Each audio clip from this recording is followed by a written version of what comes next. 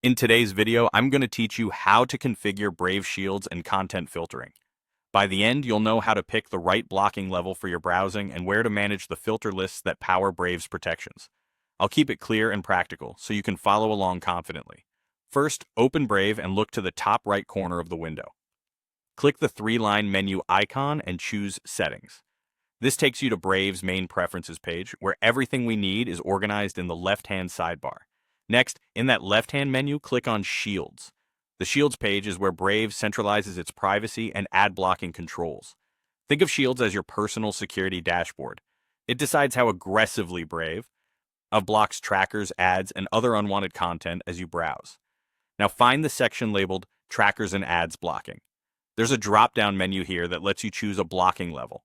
Standard is a balanced default that blocks most ads and trackers while keeping sites working smoothly. It's a great starting point if you want protection without hassles. Aggressive turns the dial up and blocks even more, including some first-party ads and embedded content. This can deliver a cleaner experience, but it may cause certain pages to break or hide features. If you notice a site not loading correctly or buttons that stop working, switch back to Standard and reload the page to restore functionality. For more control, go a level deeper into your filter lists. From Settings, go to Shields, then Content Filtering. You can also type Brave/settings/shields filters into the address bar to jump straight there.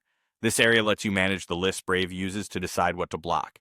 You can enable or disable specific lists, update them to get the latest rules, and if you're comfortable, create your own custom filters. Custom filters follow widely used ad blocking syntax, allowing you to target elements by domain or CSS like selectors. Use this if you have a recurring annoyance that standard lists don't catch, and keep your rules focused so you don't unintentionally hide useful content. Changes take effect right away, so you can test and refine without extra steps. That's all there is to it.